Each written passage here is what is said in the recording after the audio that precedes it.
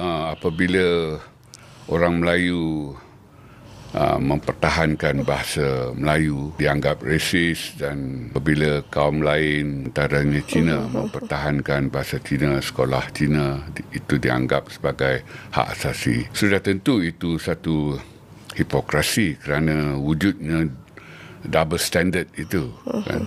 Satu set penilaian yang berbeza. Kalau kedua-duanya resis, tak mengapa.